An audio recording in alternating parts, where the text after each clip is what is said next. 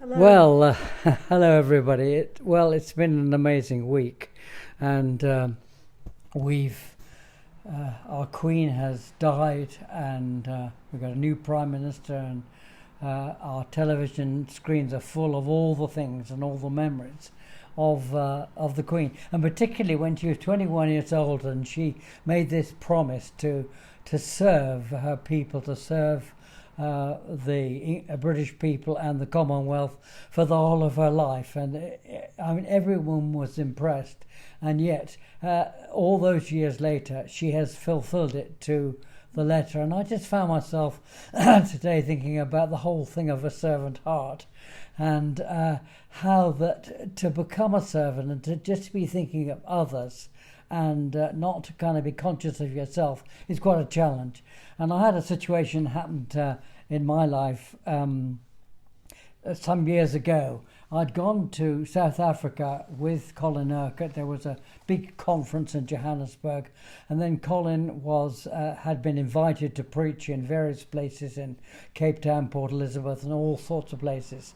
And it was a great privilege to me to be on this trip, and we were travelling around, and I was just thinking, well, it's amazing to be here and enjoying it. And Colin was really in great form, seeing God do many, many things. And we were staying in people's homes, and we were just leaving. I think it was in Port Elizabeth, and we were just leaving to go to the airport, fly to the next place. And folks were saying, "Oh, Colin, just thank you so much. It's been a wonderful time." And then these hosts turned to me, and they'd forgotten my name. And so they kind of suddenly said, "Oh, goodbye," and he said, well, "I'm sorry, I've forgotten your name."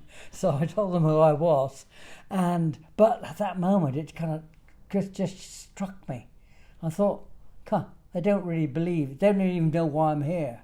They just kind of think, what's this guy doing?" And I had to go back to the Lord, because it really kind of struck me. And I said, "Lord, why am I here?" And the Lord said, "You're here. You're here to support Colin. You're here to pray for him. You're here to just agree in faith for everything that you are seeking God to do through Colin and through the ministry here. And I know why you're here.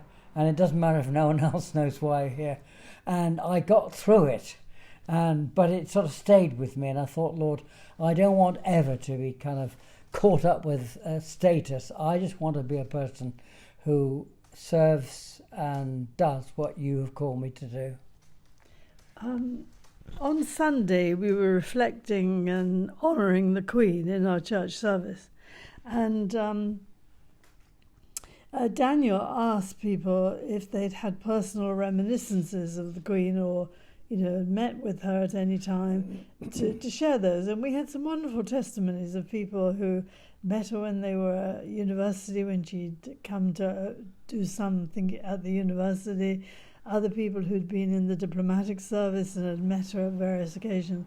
The thing that struck me was that one of our young men in the congregation shared that his father had been given a knighthood for services to the space industry as it was beginning in Britain. And he went to the palace with his family to receive this knighthood and honour.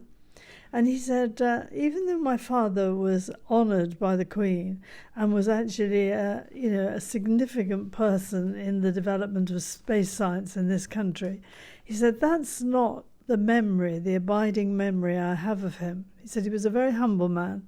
But he said, my abiding memory was how he served our family.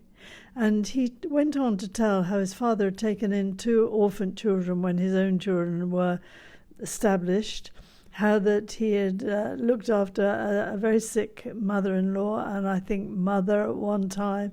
But really, he identified that the main characteristic that he remembered about his father was that of servanthood, not, honouring him as a famous scientist, but honouring him as a man who had a very real faith in God and worked it out in caring and serving others. And that really impressed me. I knew him, this particular person, And always he struck you as someone who didn't want accolades, who didn't want really. He was quite retiring in many, many ways. But it was lovely to hear his son really honour him, because he was a great man. Great, for his science work, but much greater because of the humble servant heart he had. Mm. Another thing that memory comes to me about servanthood is that we spent 8 years working with Colin Urquhart and living on the Hyde estate, and we really were living in a sort of almost a stately home. And there was a wonderful terrace outside when the sun was shining, and we sat on the terrace in these formal gardens. I mean, we really were in a magnificent place. And I remember one day we were sitting out there. A number of guests had come to stay, and we were just out there. I remember listening to a conversation. A lady was talking to Caroline, and she was kind of saying to Caroline, "Oh, it must be absolutely wonderful to live in a kind of place like this. It's like living in a palace. It's like a stately home." And Caroline, in a very humble way, just turned and said, "Well, actually, I'm not here for me. I'm actually here for you." Because this lady had come because she had needs and she wanted to receive prayer. And I always remember Caroline saying, "Look here, being here is not just because it's a wonderful place. It's because it's a place where I can actually serve and love other people." And that was amazing. As Charles is just saying that now, my memory of Colin is in being in the Hyde kitchen when everybody else had sloped off to go to bed or do their own thing. And if there were dishes hanging around, the main dishes would always have been done, but there's always cups and glasses and things that clutter a kitchen late at night. And you often saw Colin in the sink, just quietly clearing the kitchen up before he actually switched off. Yes, I mean, exactly what Joyce said.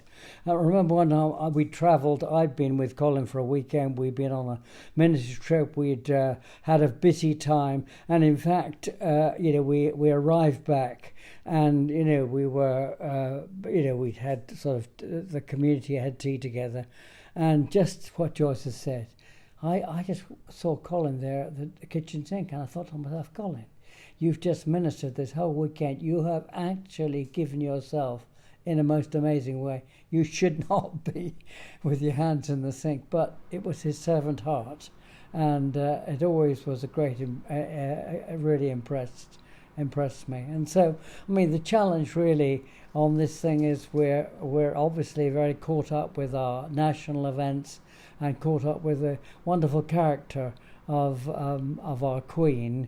The question is this, what about your servant heart?